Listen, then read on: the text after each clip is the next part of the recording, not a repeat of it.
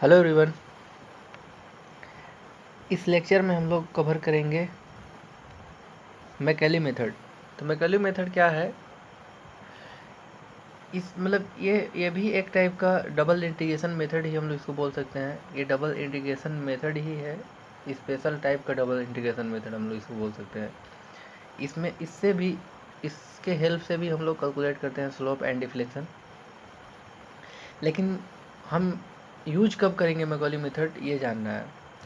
तो जहाँ पे डिफ़िकल्टी होगा, मतलब जहाँ एक्सप्रेशन लेंदी आ रहा है हम लोग को कैलकुलेट करने में, या सेवरल लोड लग रहा है, जैसे अगर इस टाइप से कोई सिंपली सपोर्टेड बीम है, बहुत सारे लोड, सेवरल लोड का मतलब क्या, बहुत सारे लोड इसमें कैरी कर रहा है, तो इस टाइप के केस में हम लोग डबल इंटीग्रेशन मेथड यूज नहीं कर सकते हैं।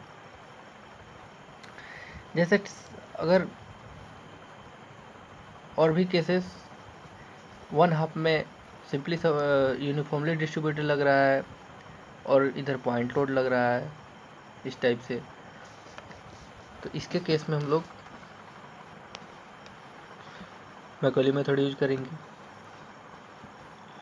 मतलब जहाँ पे डबल इंटीग्रेशन मेथड हम यूज नहीं कर पाएंगे, उस केस में हम लोग मैकेली मेथड यूज करेंगे। क्लियर?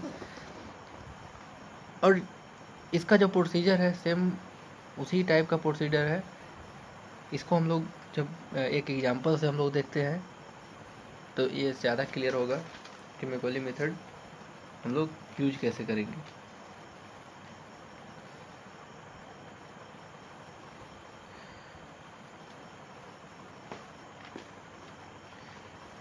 अब मैकेली मेथड के यूज में मैकेली मेथड के केस में हम लोग क्या करते हैं, एक सिंगल इक्वेशन हम लोग बनाते हैं।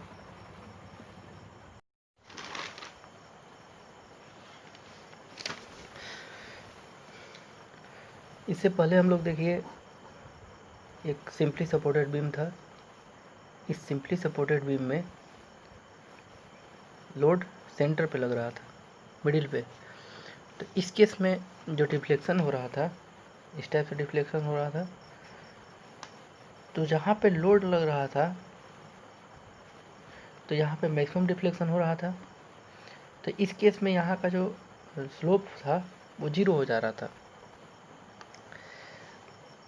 अब हम लोग मैकेली मेथड से कैलकुलेट करेंगे सिंपली सपोर्टेड बीम में जब इसेंट्रिक लोड लगेगा, मतलब लोड मिडिल में ना लग के या इधर लग रहा है, मतलब पूरा लेंथ इसका अगर L है तो ये इतना डिस्टेंस A है और इतना डिस्टेंस B है। क्लियर? मतलब लोड मिडिल में ना लग के या तो लेफ्ट साइड लग रहा है या राइट साइड लग रहा है। देखिए हम उसको कैसे एनालाइज करेंगे मैकेली मेथड से।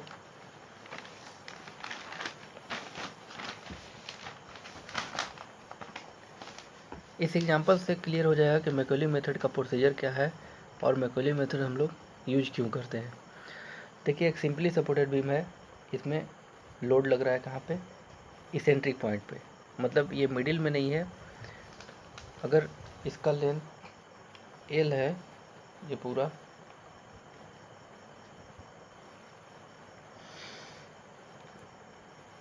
तो ये डिस्टेंस A है और ये डिस्टेंस B है। क्लियर? तो जब इसेंट्रिक लोड लगता था, जब लोड सेंटर पे लगता था, तो सेंटर पे लोड लग रहा था तो ये सिमेट्रिकल रिएक्शन डिस्ट्रीब्यूट होता था। यहाँ पे अगर रिएक्शन RA और यहाँ पे रिएक्शन RB ले रहे हैं तो ये सिमेट्रिकल रिएक्शन हो रहा था। यहाँ पे सिमेट्रिकल रिएक्शन का मतलब, ये लोड अगर W है तो यहाँ पे क्या होगा, W/2, और यहाँ पे W/2, दोनों पार्ट में डिवाइड हो गया क्योंकि लोड मिडिल पे लग रहा था। लेकिन इस केस में मिडिल पे लोड नहीं लग रहा है, तो यहाँ पे रिएक्शन हम लोग कैलकुलेट करेंगे।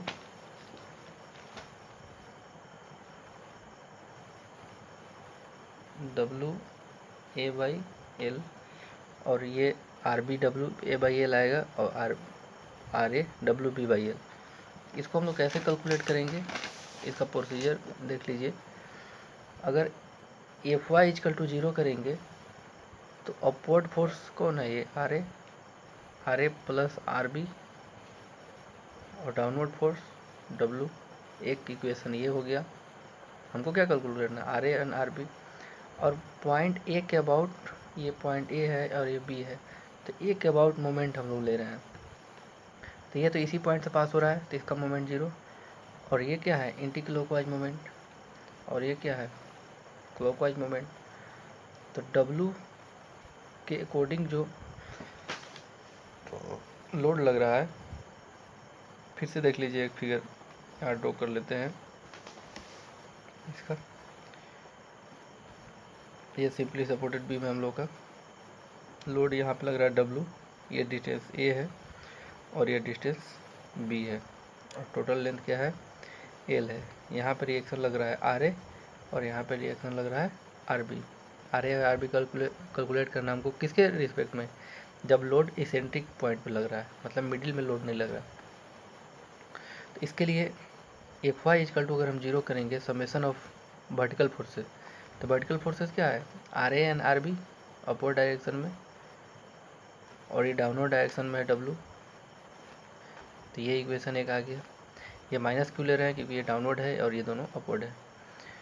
अब मोमेंट ए के अबाउट, ये पॉइंट ए है और ये पॉइंट बी है, मोमेंट ए के अबाउट अगर हम 0 करेंगे तो देखिए ये आ रहे तो इसी पॉइंट से पास हो रहा है, तो इसका मोमेंट आएगा और इसका मोमेंट आएगा।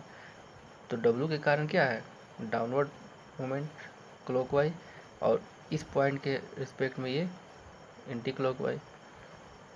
तो W into A is equal to या माइनस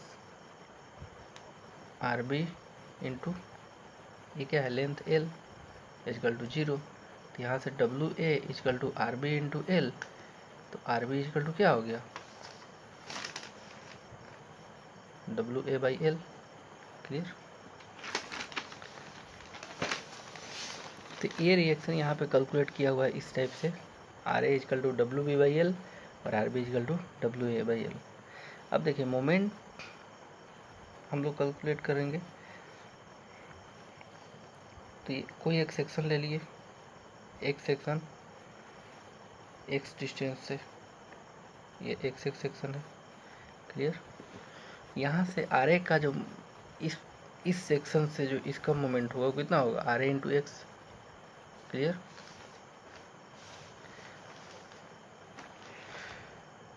ये जो बेंडिंग मोमेंट है वो किसके लिए है, ये पॉइंट ए है और ये पॉइंट सी है, ये पॉइंट ए है और ये पॉइंट सी है। तो यहाँ से यहाँ तक के लिए ये x कहाँ से कहाँ तक बढ़ेगा, 0 से a तक। यहाँ अगर लेंगे तो 0 और यहाँ से a तक।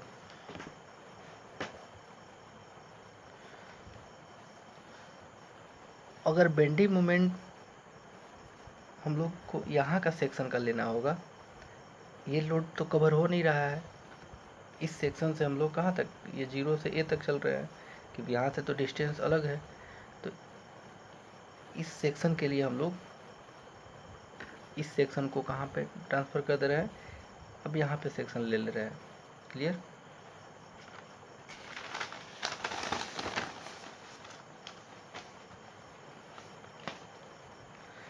The bending moment at any section between C and B at a distance x from A is given by, मतलब अगर x ए पॉइंट से सेक्शन यहाँ हम लोग ले रहे हैं, तो ये पॉइंट, ये जो सेक्शन है वो पूरे को कवर कर रहा है। क्लियर।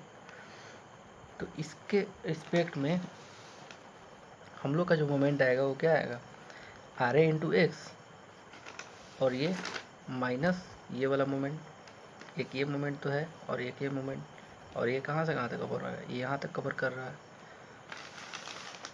तो देखिए ये जो एबव इक्वेशन ये आया, ये एबव इक्वेशन किसके लिए है, वैलिड है, एक्स इजकल टू ए के लिए भी वैलिड हो रहा है, एक्स इजकल टू बी के लिए भी वैलिड हो रहा है।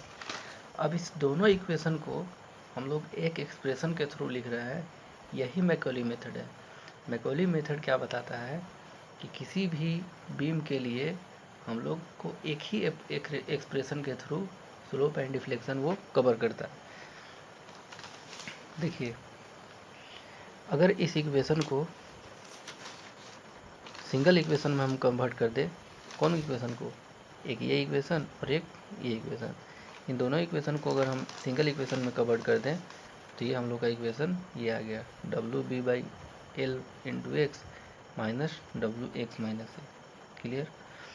अब देखिए ये कैसे एक इक्वेशन में कवर हो गया। ये डॉटेड लाइन क्या बता रहा है कि अगर यहाँ पे x जो है वो लेस देन a है तो यही इक्वेशन रहेगा सिर्फ हम लोग के लिए।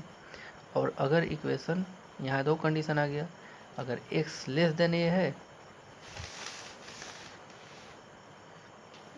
लेस देन a के लिए इतना इक्वेशन ये पूरा, और जब x ग्रेटर देन a तो ये पूरा इक्वेशन।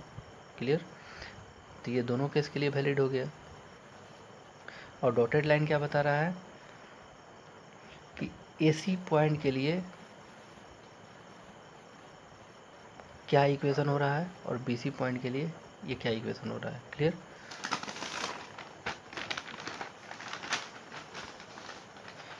अब देखिए मोमेंट एट एनी सेक्शन हम लोग के लिए क्या होता है, इक्वेशन EY/dy/dx2। अब हम लोग का मोमेंट क्या आया है, अभी जो मोमेंट हम लोग देखें, हम लोग का मोमेंट क्या है, mx = WB/L into x minus WX-A। तो ये दोनों को इक्वेट कर दे रहे हैं। तो इक्वेट करने के बाद हम लोग का इक्वेशन क्या आ गया, ये इक्वेशन आ गया। अब इसको जो हम इंटीग्रेट करेंगे तो इंटीग्रेट सारा प्रोसीजर डबल इंटीग्रेशन मेथड से ही होगा। लेकिन इस मेथड का हेल्प क्या है, देखिए कि अगर हम लोग को value x less than a पे कैलकुलेट करना है तो हमको इतना ही वैल्यू को लेके चलना है लेस देन a पे, और x ग्रेटर देन a का जब कंडीशन आएगा तो हम लोग को टोटल वैल्यू लेके चलना है। लेकिन यही अगर हम लोग डबल इंटीग्रेशन मेथड से करते तो हम लोग को सारा वैल्यू को एक साथ लेके कैलकुलेट करना पड़ता था, जो कि ज़्यादा कॉम्प्लिकेटेड हो जाता है इस केस में। क्लियर। यहाँ पे देखिए एक बार इंटीग्रेशन किए इस इक्वेशन को तो इंटीग्रेशन कितना हुआ, WB/L x, ये तो कांस्टेंट है, WB/L x का इंटीग्रेशन x² 2 प्लस ये देखिए अब कांस्टेंट इसमें क्यों ऐड हो रहा है अभी बता रहे हैं। अब ये WX-A तो x-A का इंटीग्रेशन, ये होल इंटीग्रेशन होगा x-A का, क्योंकि ये x-A के टर्म में है, वेरिएबल के टर्म में है, तो इसका इंटीग्रेशन x-A² 2। अब देखिए कांस्टेंट हम इसमें ऐड इसलिए कर रहे हैं कि अगर हम x लेस देन a के लिए वैल्यू ले तो C1 इसके साथ भी वैलिड होगा।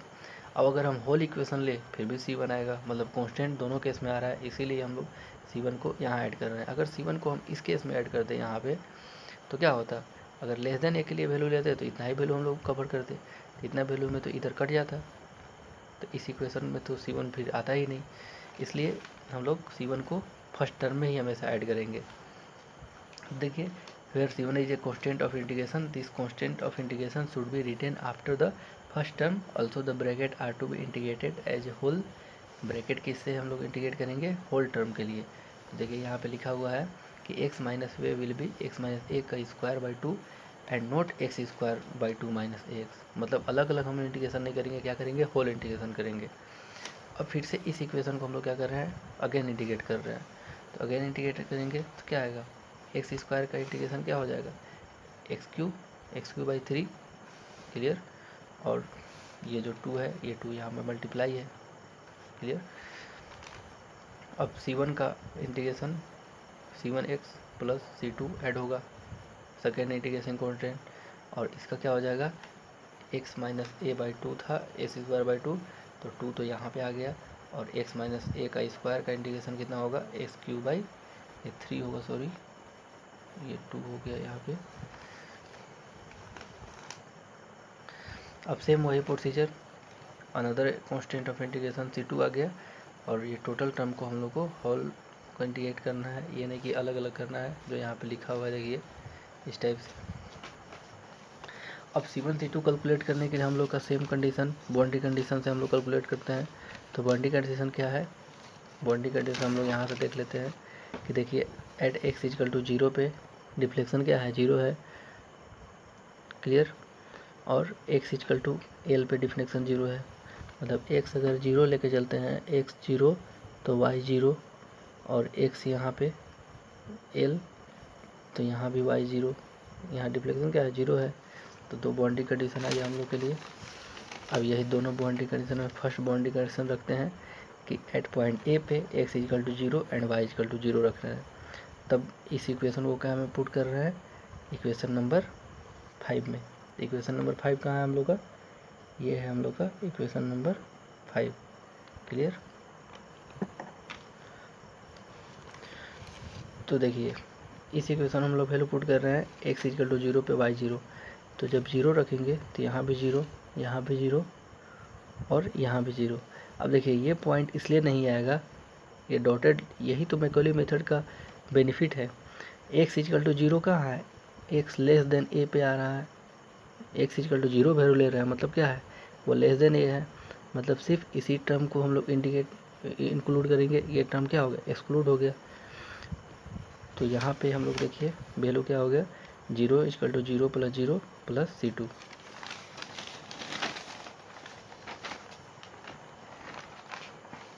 तो यहाँ से क्या आ गया,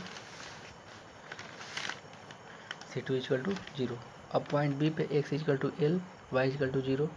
अब y के लिए हम लोग होल इक्वेशन लेके चलेंगे। जब x equal to l put करेंगे तब इस इक्वेशन में हम लोग रखेंगे x इक्वल टू l। तो यहाँ पे देखिए l क्या है, x ग्रेटर देन एक कंडीशन में आ रहा है। क्लियर। तो ये होल वैल्यू लेके चलेंगे, तो इसके लिए C2 हमको मिल गया है 0। अब x इक्वल टू l सारे पॉइंट पे रख देंगे, यही यहाँ पे किया हुआ है। देखिए इस इक्वेशन में हम x इक्वल टू l रखे हैं, तो y क्या था 0, तो इधर वाला टर्म 0।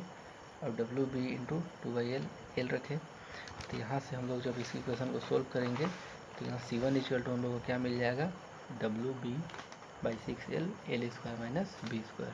C1 इक्वल टू, अब C1 का जो इक्वेशन का वैल्यू है वो हम लोग किस में रखेंगे, ये इक्वेशन नंबर 4 में रखेंगे। इक्वेशन नंबर 4 में रखेंगे तो यहाँ से हम लोग को डिफ्लेक्शन मिलेगा, क्योंकि dy/dx हमें यहीं पे है। और जब इक्वेशन नंबर 5 में रखेंगे C1 C2 दोनों का वैल्यू, तो यहाँ से क्या मिल जाएगा, सॉरी ये स्लोप मिलेगा इस इक्वेशन से, और इस इक्वेशन से डिफ्लेक्शन मिल जाएगा। देखिए यहाँ पे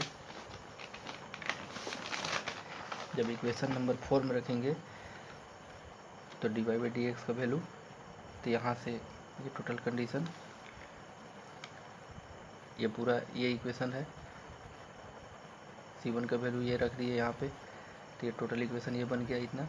और dy/dx इक्वल टू, अब x का वैल्यू हम लोग यहाँ पे x का वैल्यू जो भी रखेंगे हम लोग को उसके अप्रोक्स dy/dx मिलेगा।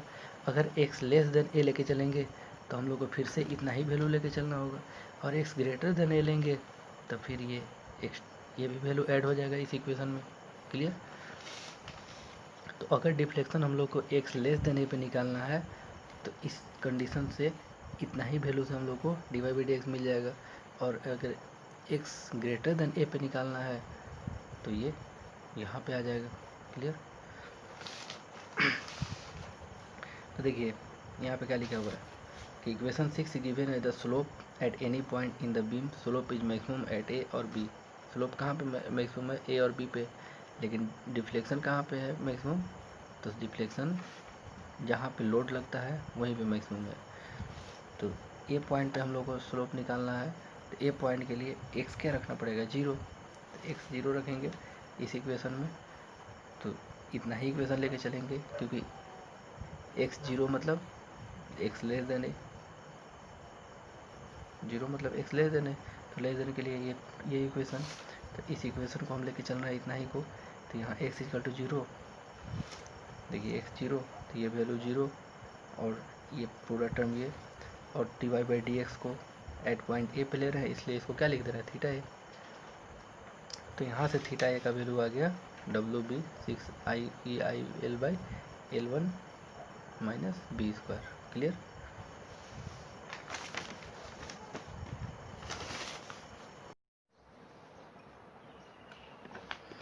ये डिफ्लेक्शन पॉइंट हो गया ए पे, minus W B 6 I into L square minus B square. इसी टाइप से अगर हम डिफ्लेक्शन थीटा बी पॉइंट पे निकालेंगे, ये जो इक्वेशन है डिफ्लेक्शन इक्वेशन, इस इक्वेशन में क्या करेंगे, X equal to L put करेंगे। X equal to L put करेंगे तो यहाँ से डिवाई बाई डी एक्स को थीटा भी मानेंगे, तो ये इक्वेशन से हम लोग क्या निकाल लेंगे, थीटा भी। स्लोप के लिए हम लोग का इक्वेशन क्या था, स्लोप के लिए हम लोग वो equation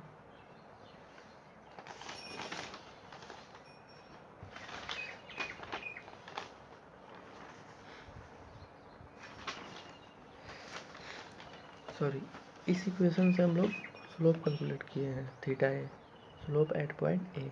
slope at point B जब हम कैलकुलेट करेंगे तो क्या करेंगे, इस इक्वेशन में एल पुट करेंगे तो पॉइंट बी पे स्लोप हम मिलेगा। यहाँ से देखिए theta A at point A पे और theta B at point B पे। तो बी पर कैलकुलेट करने के लिए एक्स इक्वल टू क्या लेना पड़ेगा, एल। इस इक्वेशन में अगर हम एल पुट करेंगे तो यहाँ से हम लोग को थीटा भी मिल जाएगा। सेम प्रोसीजर से अब डिफ्लेक्शन के लिए हम लोग का इक्वेशन क्या था, डिफ्लेक्शन का इक्वेशन हम लोग के लिए ये इक्वेशन है। इस इक्वेशन से हम लोग को डिफ्लेक्शन कैलकुलेट करना है। C1 का वैल्यू पता है, C2 का वैल्यू पता है। अब x का वैल्यू हम लोग को जो भी यहाँ पे रखेंगे उसके अकॉर्डिंग डिफ्लेक्शन आएगा। तो सबसे पहले हम लोग x इक्वल टू 0 पे, तो डिफ्लेक्शन क्या है, 0 है। तो x इक्वल टू a पे हम लोग पुट करेंगे वैल्यू एट डिस्टेंस a पे। ये हम लोग का इक्वेशन है। तो देखिए इस इक्वेशन में अगर C1 C2 का वैल्यू पुट करेंगे तो हम लोग का इक्वेशन क्या आ जाएगा, ये पूरा इक्वेशन ये आ जाएगा। अब इस इक्वेशन में हम लोग वैल्यू ए पुट करेंगे, तो ए पुट करेंगे तो ए क्या है, लेस देन